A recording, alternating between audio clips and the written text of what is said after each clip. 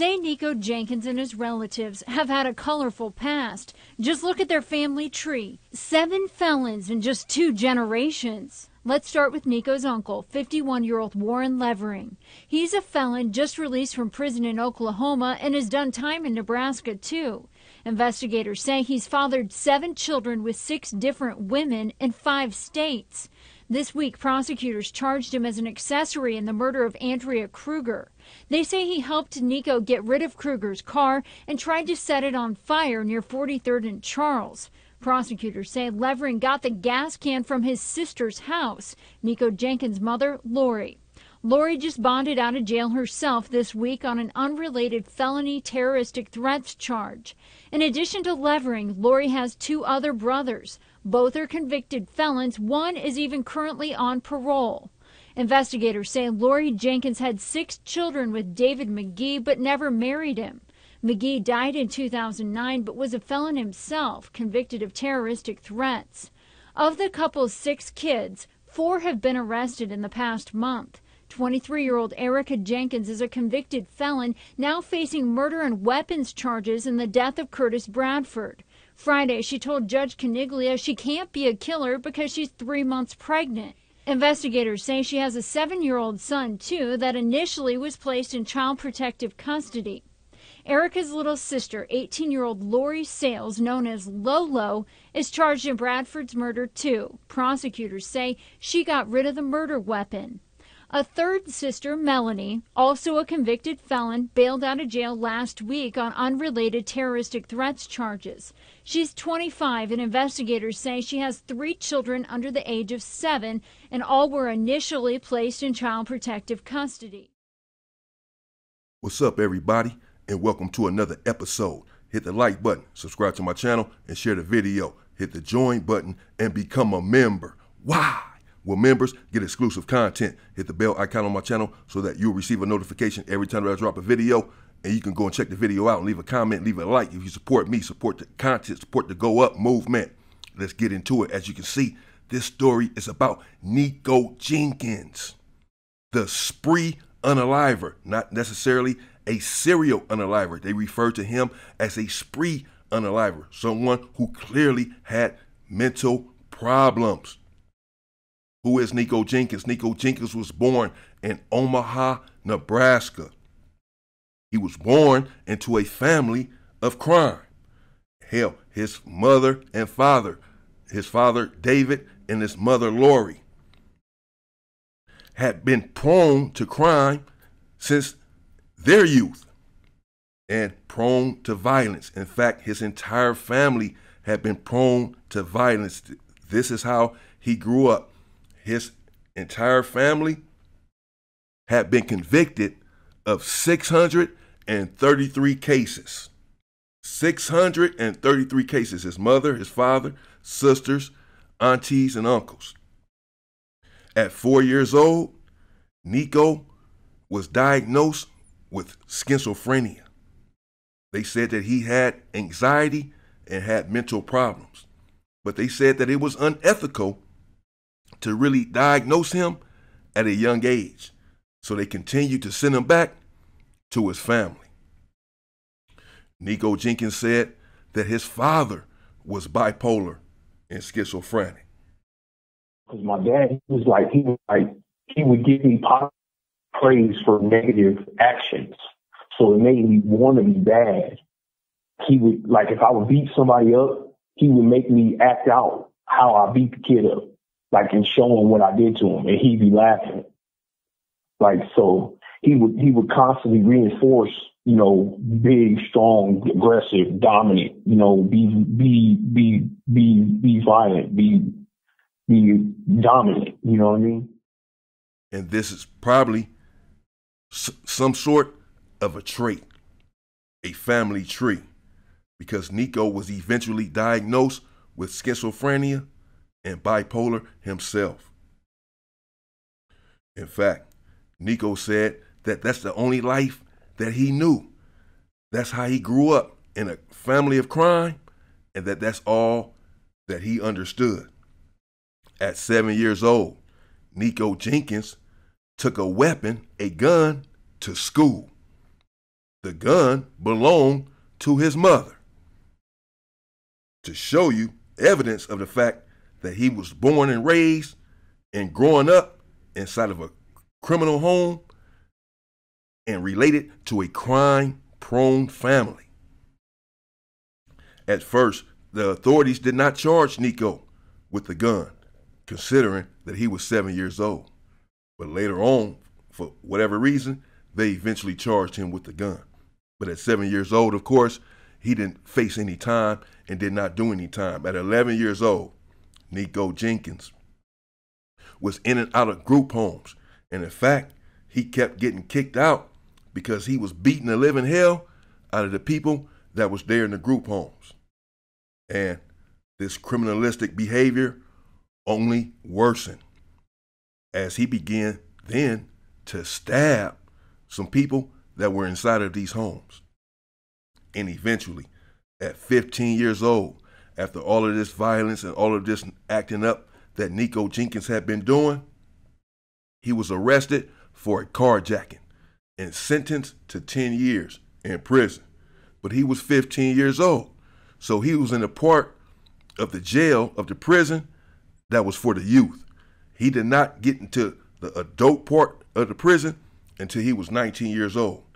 And during this prison bid, he was released one time on a furlough to go to his grandmother's funeral. And while there at his grandmother's funeral, he assaulted the officer that had been escorting him to the funeral. He was sentenced to 2 to 4 years for that assault. However, the sentence was ran concurrent with the 10 years that he was already serving. And it was there in prison that Nikko said that he began to hear voices. In fact, he had said that he had been hearing voices since he was a child. But this is when he began to reveal to the authorities that he had mental issues, he had mental problems, and that he was hearing voices. And that an ancient Egyptian god named Apophis was commanding him to unalive people. And in fact, he told the authorities that if they let him out of prison, that he feared that he was going to go around and unalive some people. But you and I know how the system worked. And for those who do not know, they cannot hold you in the system in prison just because you tell them that you don't want to be released. You have to commit a crime and then be convicted of the crime in order to go to prison or stay in prison. Now, he just told them that he was hearing voices from this Egyptian god Apophis, and that the Egyptian god was directing him, guiding him, and demanding and commanding him to unalive people.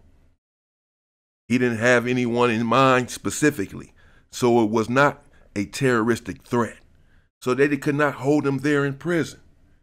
And in July of 2013, they released Nikko Jenkins from prison.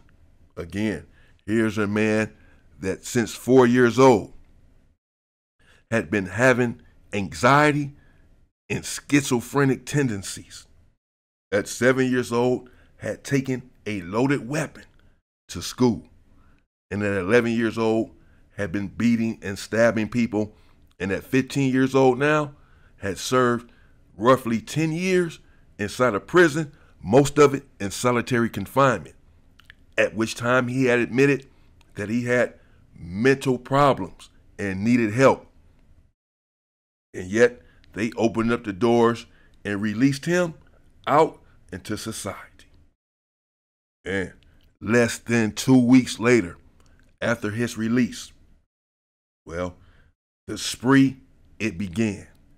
Nikko Jenkins and his sister, again, his whole family had been involved in a life of crime since Nikko Jenkins' inception. And his sister, Erica Jenkins, and their cousin, Christine, they called up 2 dudes, Juan and Jorge, or George. and they set them up for a robbery. And when they got there, they robbed them, and Nikko Jenkins shot both of them in the head. In fact, it was later said that Erica had pulled the trigger. No, in fact, that was the next one. Excuse me. The story is multi-layered and it gets a little convoluted. I'm trying to break it all down for you. But their pockets were turned inside out. Jorge and Juan, they had been robbed and left unalived with wounds inside of their head. And a week and some change later, on August 19th, so the first, he called up someone who was supposed to be his friend, Curtis Bradford. Curtis Bradford is a man that Nikko was once in a cell with while he was in prison. But the call was all a setup. Nikko's sister, Erica Jenkins, had accused Curtis Bradford to Nikko of shooting up their house in February while Nikko was in prison. She swore up and down that Curtis was the one responsible for shooting up their house. Why? I don't know. Why he would shoot up their house, I don't know, because him and Nikko were supposed to have been good friends. Again, they were in the cell together. So Nikko called him up and told him that he had a lick up for him, a robbery, that they both were going to commit, and perhaps his sister Erica would be involved in it as well, and that they would be able to get a lot of money from this lick. Curtis Bradford, having been out of prison that long himself, hungry for money, agreed to the lick. And Nikko told him to come over to a party that they were having. Just hours before, Curtis Bradford had posted a picture that him and Nikko took with their arms wrapped around each other like they're good friends. And he posted the picture on Facebook. So unwittingly, he goes to the party thinking that Nikko is his buddy. And after the party, well, it is alleged that Erica Jenkins first, the 23-year-old, 25-year-old sister, put a bullet in the back of Curtis Bradford's head. Nikko followed suit and also put a bullet in the back of Curtis Bradford's head. In fact, he was found that night in a detached garage from a man walking home from his job at a convenience store. He stumbled upon the body, and the authorities came and found that Curtis Bradford had 2 bullet holes to the back of his head. Nikko Jenkins' 18-year-old sister, Lori Sales, also known as Lolo, was also arrested for the crime. They say that she got rid of the murder weapon. So another sister, 18-year-old sister, is now involved in this unaliving spree. Nikko's 4th and final victim was a woman named Andrea Kruger. She was the mother of 3, and she was returning home from her shift as a bartender. She was on a route inside of her 2012 truck. Nikko Jenkins pulled her over, it is alleged, and he eventually admitted to, and unalived her, shot her 4 times with a shot, you know what.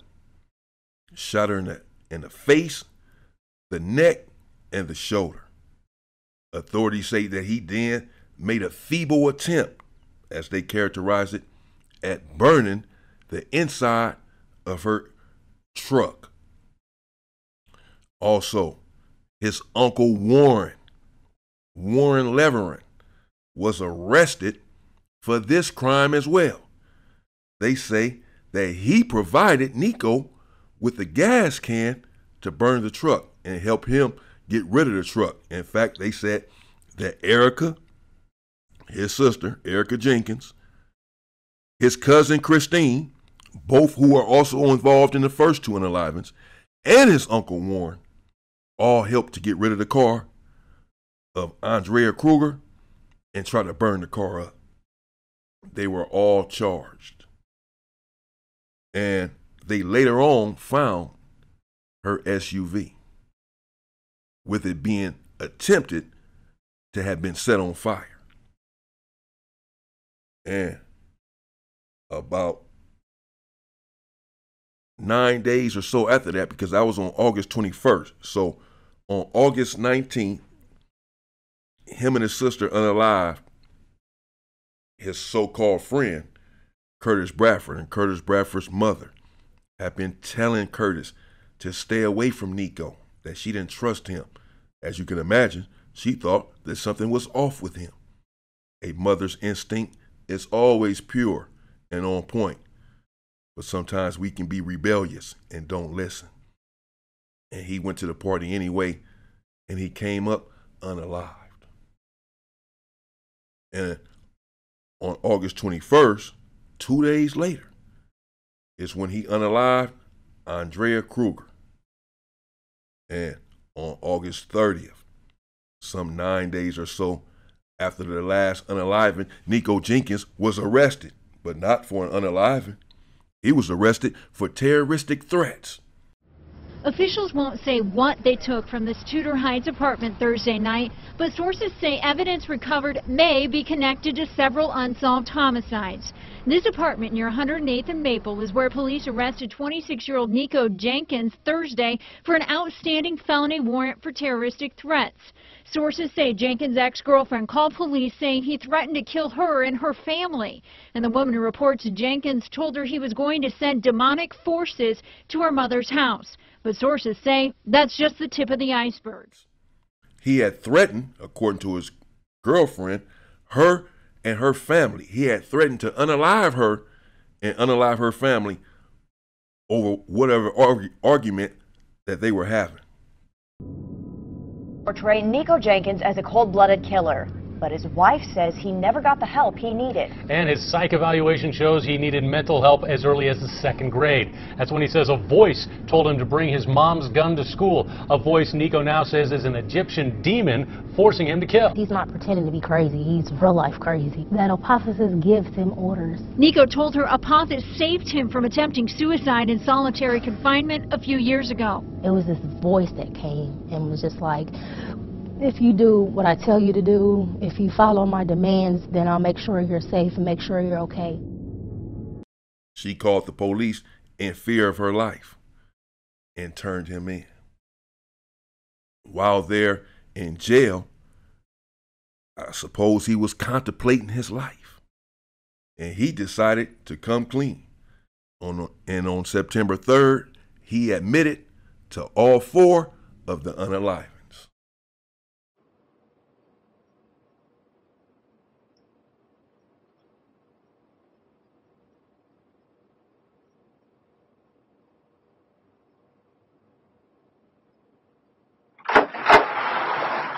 There you go. I'm like, all right, leave me alone. I need to speak to someone. Okay. Because that's what makes my mind frame goes back. I'm schizophrenic, bipolar, sir. I don't take medication. So right now, that's why I'm trying to stay. That's why I told them they need to hurry up when I'm in this mind frame. Okay. So that when I speak to you, it's clear.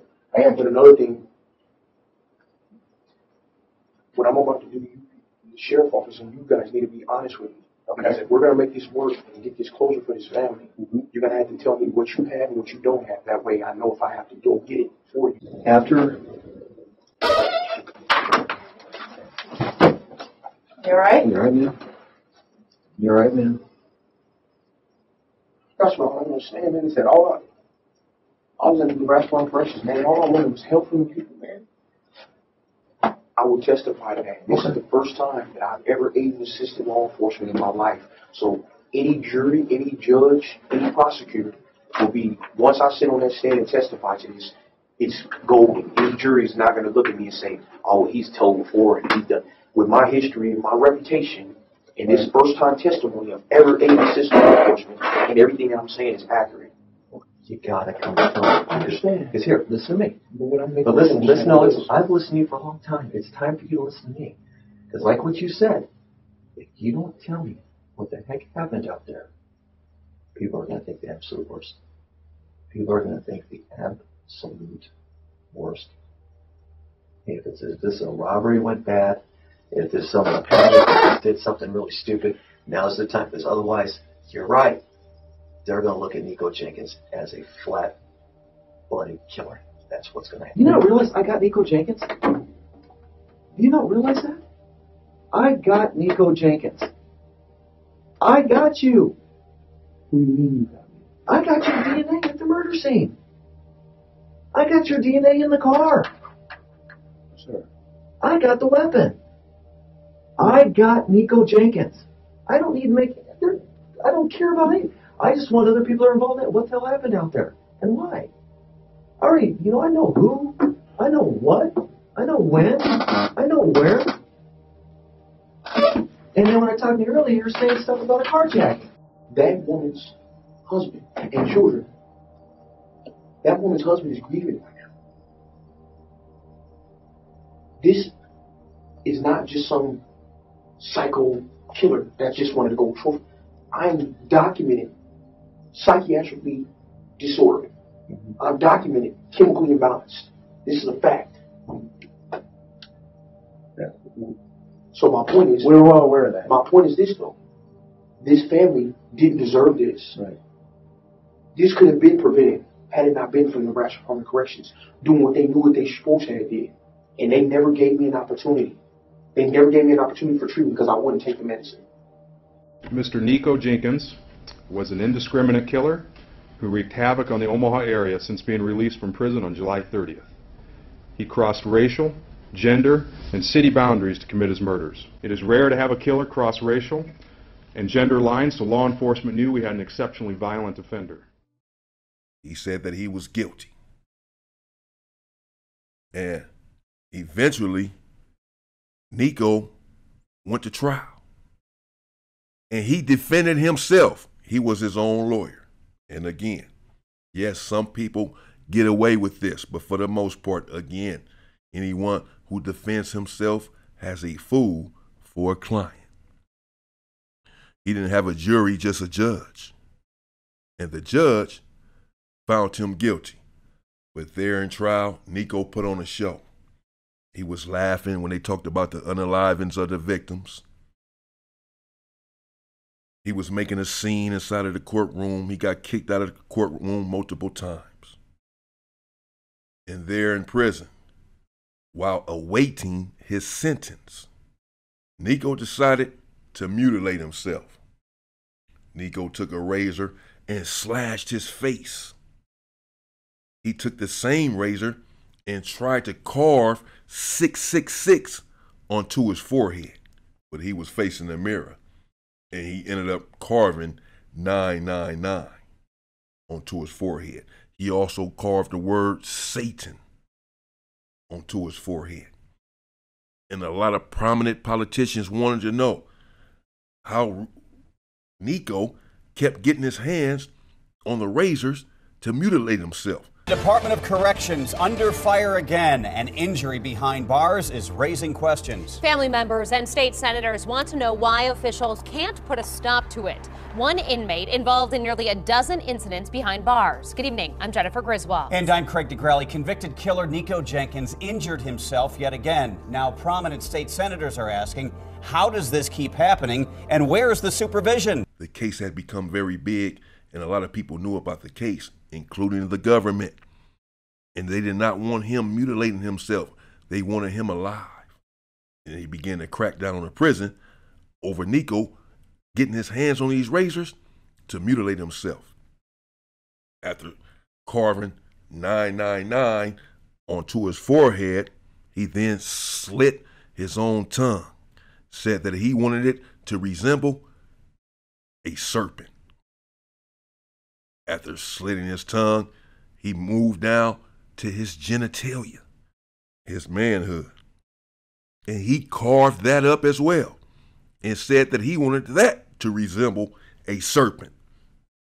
They rushed him to the hospital and he needed 27 stitches to put his manhood back together. I would say that he does indeed have some sort of mental problem. Anyone that would mutilate himself in that manner, something's not right. And Nikko was trying to plead insanity. He was saying that he had been asking for help from day one, that the first time that he was there in prison, he had got caught up in many situations, manufacturing weapons, the assault on the officer who had escorted him to his grandmother's funeral. And he had infractions for starting a riot while they're in prison.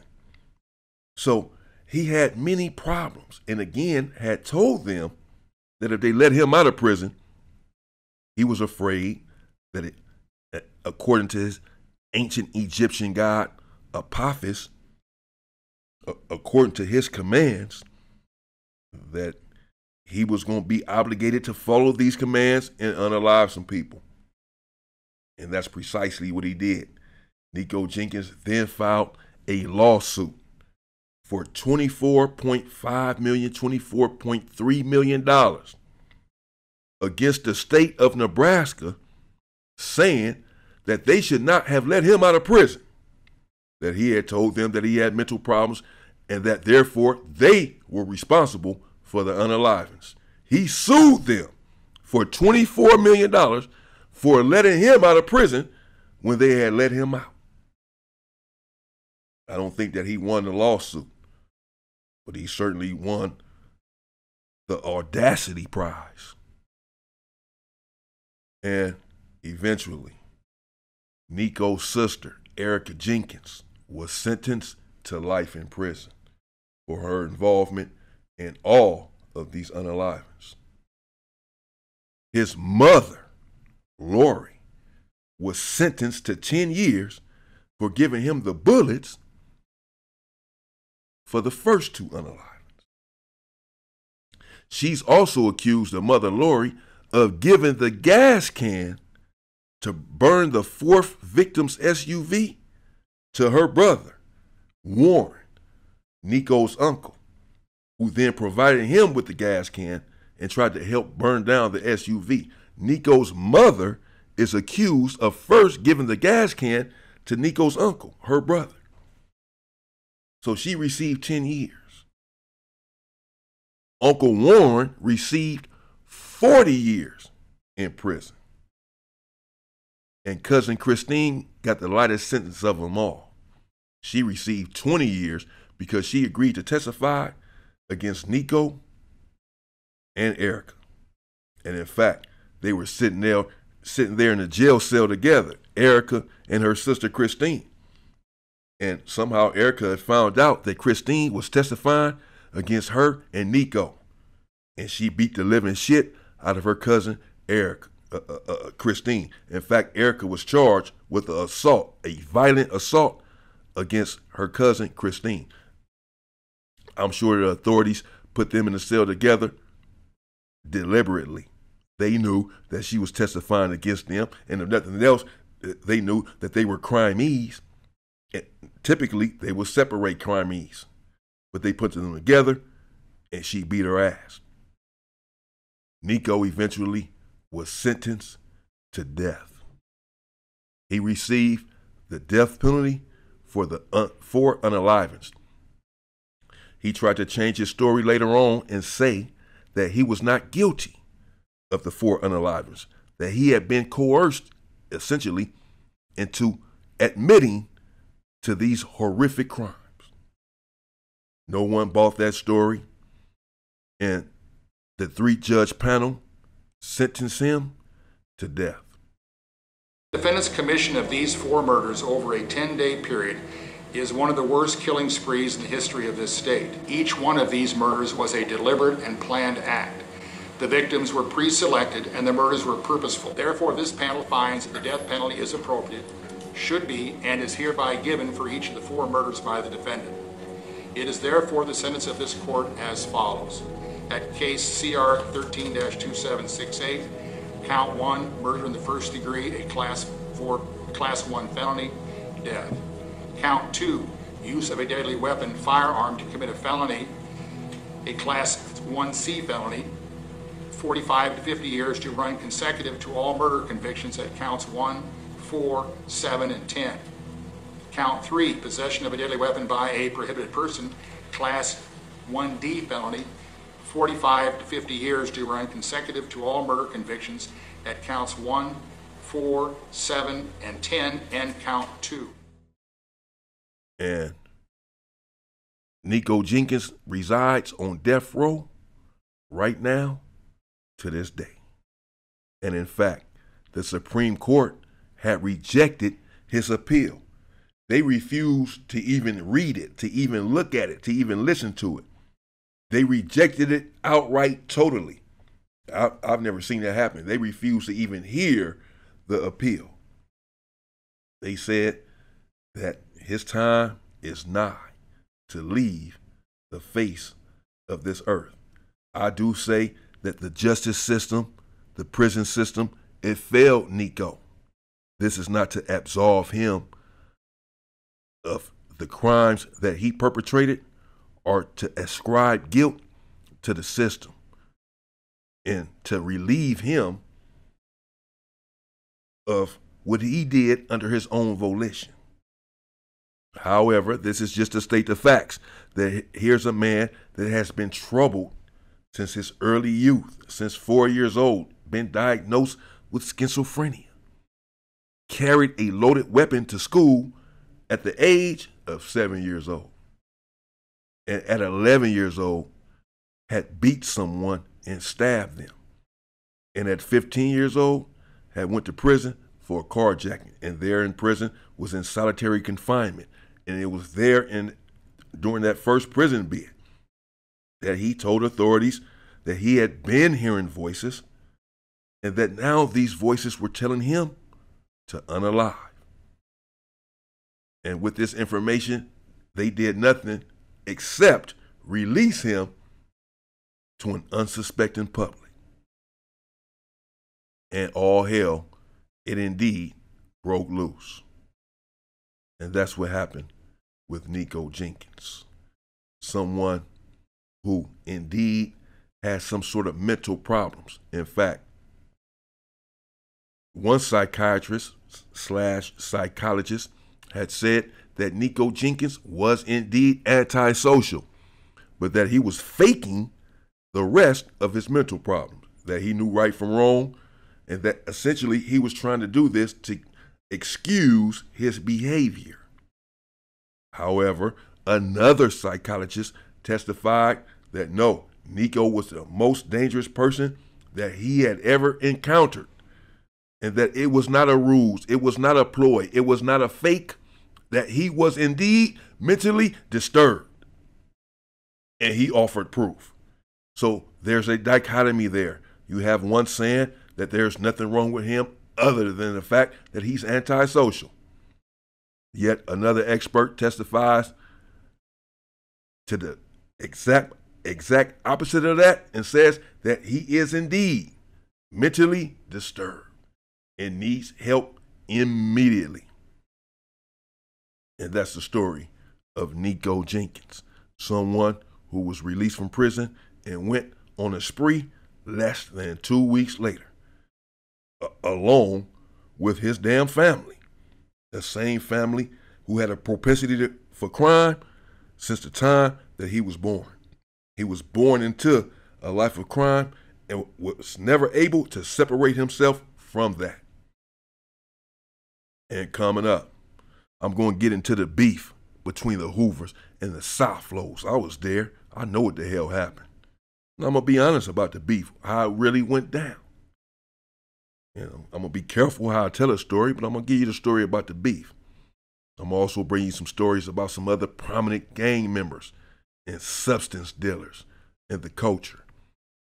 Other people speak on it, but these others who are speaking on these different wars that transpired between LA gangs, well, these dudes are from Alaska. Shout out to Alaska.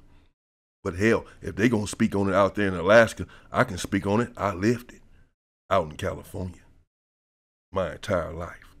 It's coming up. Stay free, people!